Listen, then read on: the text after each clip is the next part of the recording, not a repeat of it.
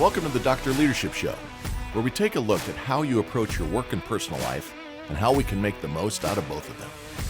A weekly get-together where we get real about self-improvement and development as we all make this not-so-easy journey through life. Our discussions will cover ideas and concepts from how to grow your career to how to lead your family towards prosperity and happiness. We don't pretend to know it all, and the doctor is the first to be vulnerable, discussing his own weaknesses, both past and present. This is about growing together and having some fun while we discuss what is happening in the crazy world we live in and how to make the most of it. Let's strive for awesome together. Let's get after it. Hey everybody, welcome to another edition of the Dr. Leadership Podcast. Hope you're having an awesome day, having a wonderful week here. It's finally warming up a little bit. We've been in the deep freeze after some huge snows, so I actually can see grass in a few places again. We got 23 inches of snow here last week, and then we got 6 more. Almost 30 inches of snow. I don't remember that since the 70s. So, yes, the world was ending back in the 70s too. Big storms in the 70s too. Lighten up, everybody. But welcome back. Hope you're having a great time. A big week. We're approaching Super Bowl. More playoffs this week, so I'm excited about that. Down to 4 remaining teams. And when this podcast hits, we'll know who's in the Super Bowl. So hope your team have won. Hope you enjoyed the weekend and got to cheer them on. First, real quick, remember the website. Hey, we can be reached and checked out and join the membership site. Got a great interview coming up with Steve Kohler, and he is a former military police officer, 20 years in. Some great stories from the Air Force. Going to be joining us and talk about leadership and citizen involvement, how to talk to others, and all the things he learned in 20 years providing extreme safety to the communities he was involved with. Traveled all over the world, lived 16 years abroad. Some great stories. Can't wait to share those with you and just about how that has led him to where he is today. But remember, you can reach us and find those episodes early through our membership site. And that can be found at drleadershipresults.com. Click on subscribe, go out, enter a little bit of credit card information, $5 a month. Self-development's on its way. It's a gift that keeps on giving. And also we can be reached via our email at drleadershipresults@gmail.com. Give us some feedback, any ideas you have. Got ideas for interviews, people? Hey, reach out to this person, see if you can get them on. I'd love to do it. Last week, I talked about the Port of Vallarta Shuffle. Got some really good feedback on that, actually. And what the episode was really about was enthusiasm, right?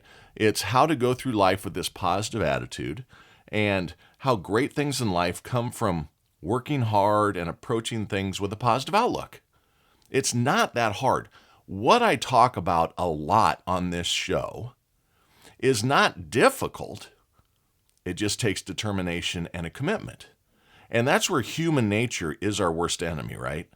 The little squiggly ideas of I want to do this right now, not wait. I want instant gratification. Oh, the world isn't treating me right. It's someone else's fault. You got to wash all that out of your psyche to really enjoy life. And a lot of what I discuss is how to look at the sunny side of a situation. That's all dependent on us. So last week it was enthusiasm and control your attitude. And it's not the first time we've touched on that. Every topic kind of comes back to that. But I was thinking about enthusiasm, got some feedback, and I'm like, okay, what do I want to kind of tie in here next on this thing? And I had kind of an epiphany. This is my original epiphany here. So I was thinking about this week's show, and I realized that when I was kind of thinking about my life, right? My wife and I are at that stage where we're starting to think about retirement. It's still years away, but where do we want to be? I talked a little bit about why we're in Port of Vallarta. We were looking at maybe some vacation property, getting a condo somewhere or something. We've been very fortunate. We've worked very hard. We have been very frugal. We have saved very, very determined mindset around savings and paying for what I'm going to talk about today. But so I'm just thinking about that this week, and I realized this. In life, we're really blessed with lower stress in 2/3 of our life. Now think about it this way. We're born, and for that first 18 years, not even a third, but let's say 18 years, for the vast majority of us, and I know there's people out there that didn't have great childhoods and there were struggles and you have homeless situations and everything. I'm talking about the vast majority. For the first 18 years, we carry really little real life stress, right? Our parents grant us food and shelter, comfort. Again, this is for most of us. No worries about the bills, the rent. Hopefully no worries about food. The schools provide, there's a lot of systems in place these days. But you don't have to figure out, do I have to go pick up, cans? Do I have to go work an extra shift? How am I going to do this? Your parents are carrying that stress. Instead, most of us, again, we get to wake up, play, run around, jump, enjoy the little things in life. I think back to my early days. I don't know what yours were like. I was very fortunate. I was lucky. First thing, 2-parent household. This is a big situation that we've got to figure out how to address. I'm not saying everybody has to be married and don't stay in bad relationships and all that. But this single-parent household situation that we've got running rampant in our culture right now is leading to a lot of the problems we see in our society, especially around criminal activity, people not getting along with others, crime rates, those types of things. It doesn't matter what you believe. All the studies show, every single one of them, that a 2-parent household, father and mother, determine outcomes are going to be better than if you aren't in a 2-parent household. I was fortunate. I had 2 parents. I'll discuss a little bit more in a few minutes about why that's important. I had a comfortable home, played sports, friends, etc. There's stresses of being a young person. There's more stresses today because of the social media aspect of it. I would guide people to hold phones out of your kids' hands until late middle school, if at all possible. I know it's hard.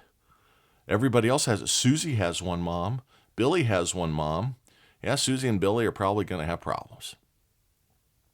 There's enough to play defense as a parent for your kids without social media influence and without the news influence and without all of the doldrums and the negativity that comes out. My parents didn't tell me the world was ending, as an example. Oh, gosh, it snowed 30 inches this week. I want to sit you down, Brent. And the reason this is happening is because men are cruel and we drive cars, so the world's going to end in 2 years. My parents didn't do stuff like that. Why do we lay that crap on our kids these days? Let them enjoy their life. Let them be kids. Let them meander through the discovery of themselves. Don't start telling them they're a tree when they're friggin' 5. You know what I'm referring to there. Let kids naturally go through these transitions of life. All the studies say that that's the right thing too. The world is full of problems. We had our problems then too. It wasn't easy when I was a kid. Once a week, I had to jump up when the bell rang in the school and get underneath my desk, cover my head to protect myself against a nuclear warhead blowing up above us. So it wasn't all just, rainbows and unicorns.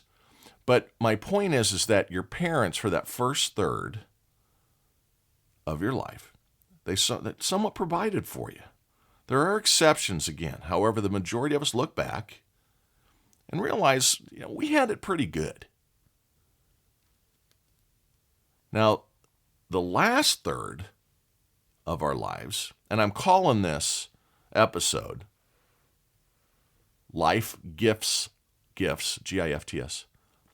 Life gifts us 2/3 if we do it right. The last third of our lives is a time of rest and peace again, if we do some things right and plan in the middle third, which I'm going to talk about in a moment. This is when most people, that last third, when we retire. Vacation, travel the world. That's what my wife and I are kind of looking at now. We're excited. We're not trying to wish time away, but man, we're excited. 3-4 years from now, and game time decision, but financially, we've done a lot of things right. We've just been very, very, very diligent about saving for our future. And that's a key to everybody. And some people don't like doing it because they get so caught up in the here and now, and I'm going to touch on that too. But man, my wife and I are very comfortably looking at retiring early. I'm going to retire before 60. She's going to be before 50. And it's a great feeling to have, knowing that you've done it right. It's tough on the road, But right now it's really good. So if you do it right, this is when that last third comes into play. That's the second third that life gifts you. If you do the right things in the middle third, I'm going to touch on in a minute, we're going to travel the world. We may or may not buy a vacation place. I don't know. It may be we rent. It may be that doesn't work out. We got this dog we love so much that I got to figure out a place that I can vacation and get to warmer weather in January, February, and March from the Midwest here and be able to get there without paying $1,000 a seat or stressing her out on an airplane. So drivable. Okay, now we're thinking Phoenix or Palm Springs or who knows. Let's go get a place down there on a golf course and drive down once a year, spend 3 days on the road with the mutt, and then drive back and so on. When the dog's gone, maybe we do end up in Puerto Vallarta, Costa Rica, or Aruba or something. I don't know. Saw today that Bahamas is now dangerous, so beware of that. Social Security kicks in at this time too, right? So it's not just everything you got to do, but as my point is here is that last third, you get some good things coming at you. Social Security you've put into, so it provides a little bit of money. You got to save yourself to security. Maybe some grandkids. The finer things in life come into play, right? You get to do whatever you want to do. And the older you get, the less you care about what other people think. It's a great time. If you want to sit around and do puzzles, if you want to go for walks, if you want to hike, if you want to do crosswords, if you want to play golf, if you want to join a book club, time then suddenly is what day is it, not what hour is it. It's a great place. It's a great vision for your future. If you do things right on the most important third of life, the middle third, things are going to be good for you. I have a sister. I have 3 siblings, 2 sisters and a brother.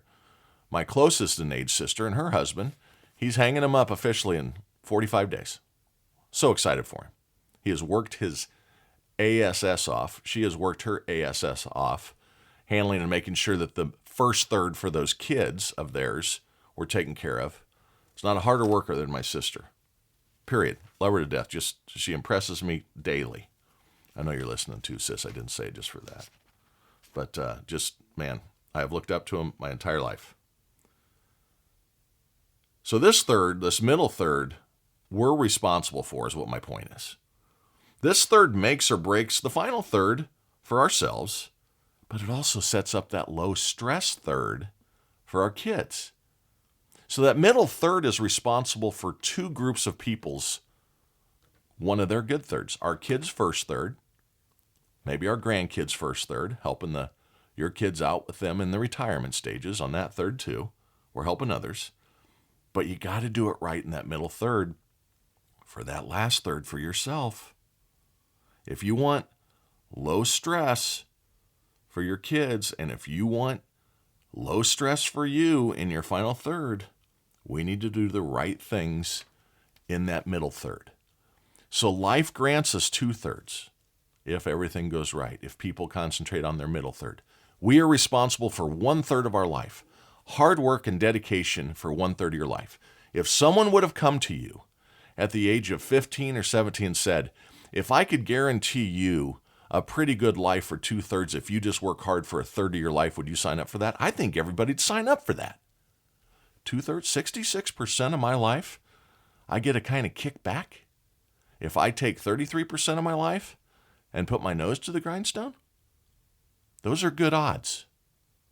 People go to Vegas planning on being millionaires underwater on odds, 55 to 45, and every game in the casino except 1 or 2 that are even odds at best. See, we'll hope for help for that final third through a lottery ticket or a big roulette spin or a run at the blackjack or any of the other tables, right? But why not just concentrate on getting up every day and working hard for 1/3 of your life to ensure greatness for your kids and stability for you in the end? Let's discuss that responsibility of the first third for your kids. We need to be the provider now, right? I talked about how I was very fortunate. My parents took care of me. My dad worked hard, got up every morning at the office from 7 until 5:30 every day, worked overnight, took calls for service. I can remember him answering the phone call 3 or 4 o'clock in the morning because it wasn't cell phones. It was the whole house phone rang at 3 in the morning when refrigeration units were down at the local grocery store. Dad had to get service techs or himself out there. Mom hopped up at that point too. Mom raised 4 kids, ran them everywhere, took care of the entire house, cooked, cleaned every meal. I was more fortunate than my 3 siblings because I was later. My parents were more established. But we need to be the providers in that third. We need to be our leaders of our community to ensure we're raising the next group of responsible citizens. We've got to live by example and show our kids how that middle third's supposed to be. Because they're the next ones that have to do the middle third, to take care of their kids and our grandkids, to ensure that the cycle keeps moving. We work hard early in this middle third to provide for others. We establish our careers. We start that savings program for our last third. Retirement. What a great word. I can retire from the game. My point here in total is we are fortunate, and if we really concentrate on this middle third, we ensure good futures for our kids, our communities, and ourselves. That's what being a leader is, right? Is show people the way. That's what I'm talking about here. We have to, now this middle third, and this is where society is really against all of us. I've said forever, don't keep up with the Joneses, they're your enemy. This is never more true than what we're going to talk about for the next 5-6 minutes here. If you want to be a good provider for your kids, and if you want to be a good provider for your spouse, and if you want to be a good provider for your own well-being and to have that wonderful retirement of sunrises and sunsets anywhere you want to be, this 30 years, this middle third, the ages say 25 to 55, maybe 60. And I know it's not exactly a third. I'm using 90 as kind of my baseline here. You know, up until 30, you're kind of a knucklehead, but other people have provided for you and you don't have a lot of expenses. You don't have kids typically in your life real heavy at that point yet with a lot of expenses. So you kind of live, you get through, maybe some of you went to college or going to college. That's great. You get out 22, 23, you kind of knucklehead around for another 5 years. So that's your first third. It's a little stressful when you get out of school. My kids are learning that now. Wow. It's a lot harder than it looked when dad and stepmom were taking care of everything. They're learning it, but they're doing good. They're doing good. But we have to be the providers in this middle third for ourselves, so we work hard early. We establish that career, that middle third to ensure good futures for our kids and ourselves. We have to be frugal in this time to take care of others' first thirds, right? I talked about the kids, and our final thirds. I see it all the time where people overindulge in this middle third. And this has dire effects. First of all, when you overindulge as a parent and in your middle third, you're creating spoiled and entitled kids if you aren't careful. If you live too lavishly, if you fly them around on every vacation under the sun, and I took my kids on nice vacations. So in looking back, might have been a little on the overindulgence side with my children. It's okay. But there are people today that are running rampant, have nothing. You look at the average retirement in these annual surveys, and people that are 55 years old have $150,000 put away, $200,000 put away, $300,000 put away. Well, if you want to live off of $30,000, $35,000 a year in retirement, if you think that's going to be enough without inflation impact, then you got enough. $1 million isn't enough if you want to live off of, more than $50,000, $60,000 a year. Don't think about being a millionaire. Think about being a multi-millionaire. And you can do it on not all that much income.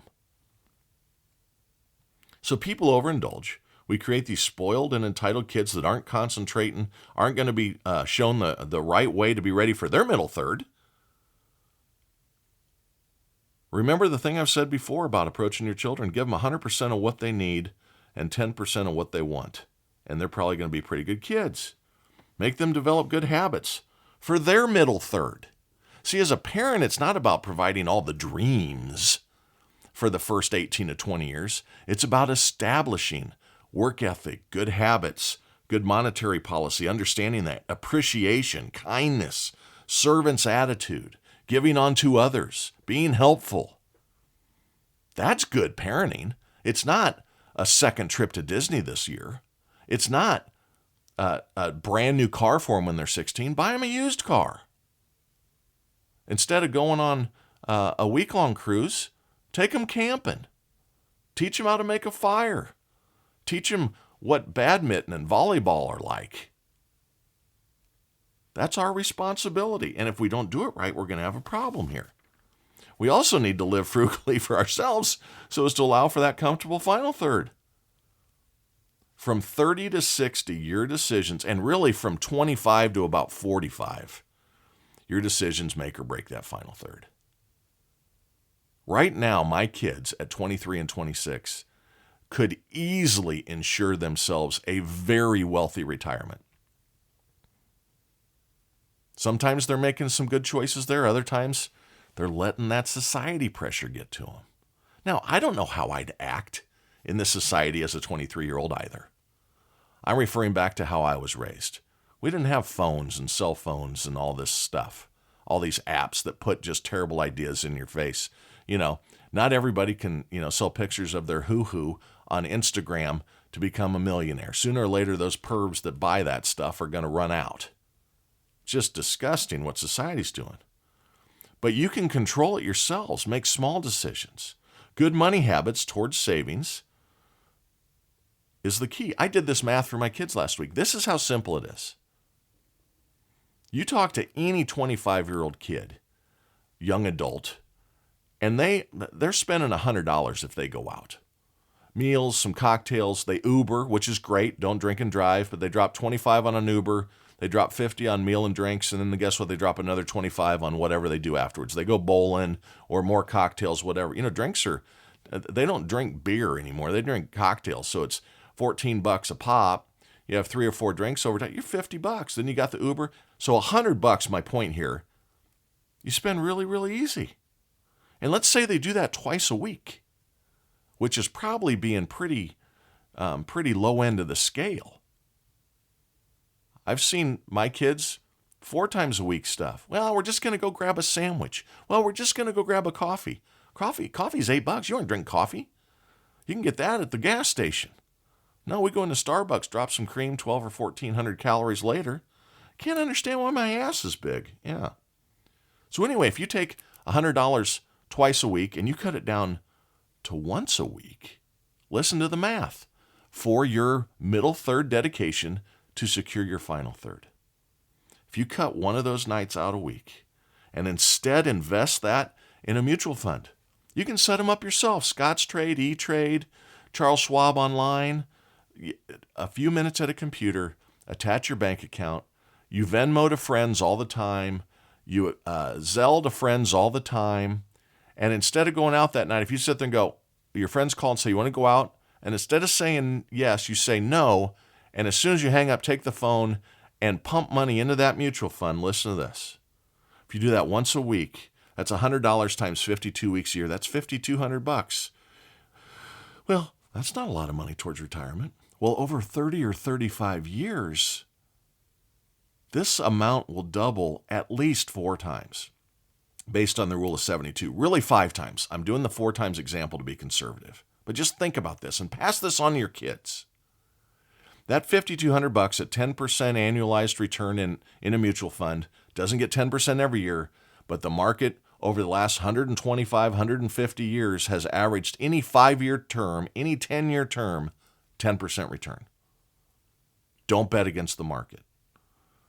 So by using that rule of 72, that 5,200 doubles 4 times. So 5,200 becomes 10,400, becomes 20,800, becomes 41,000. At the end, guess what? That 5,200 I put in this year turns into $83,200 by the time I'm 60, if I'm 25 right now. Do it again next year. Another 80 grand falls in. Now, it won't be 83,200 by the end date because you lose a year of gaining interest. And then do it again the next year and it's 75 grand. Do it again the next year, it's 70 grand. So you see, the sooner you act, the more money you make. Well, you do that again and again and again over 30 years. Guess what? You got $3.5 million. $3 to $3.5 million before Social Security. And guess what? Later in life, when you make more money, When you're 45, you don't send 100 a week or 200 a month in or 400 a month in. You're putting 1,000 a month in. This is how you create wealth. More importantly, this is how you secure your final third of happiness. Now, money doesn't buy happiness, but it sure puts you in some environments where you can find it easier. It gives you freedom. It gives you security. It lowers your stress level. This middle third is key. Raise good kids, concentrate on showing them the right way to life, and do the right things for your future. You may not, I say this to my daughters all the time, you may not marry. You may not have kids. You may not have a husband or a significant other, whatever it is that creates the wealth for you. You may not have a partner doing that. Kids are getting married later and later. We need our kids saving to concentrate their wealth and create it for that final third. Life gifts us two pretty good thirds in life if we are responsible for our middle third. So again, looking at the happy side of life, the sunny side up, the positive outlook, you're telling me I only got to work hard for 1/3 of my life and I got the rest by the tail? Predominantly. Yeah, that's what I'm saying. So pass this on to your kids, your grandkids, your friends. Hey, I heard this great thing about this outlook on life. Work hard for 1/3, enjoy 2. The first third, your parents are responsible for. You're responsible for your kids' first third, so be frugal and be a good saver and be good at raising good citizens of this community of ours. We got to take command of our culture. You're going to do two things. You're going to create comfort for your youngins, maybe your grandkids too, and you're also going to teach people how to be good neighbors, how to be responsible adults, how to not concentrate on what the instant gratification is that they want. Don't keep up with the Joneses. Lead by example. Be trendsetters, not followers. Be awesome. Keep that shit up. Make this third count. Talk next week.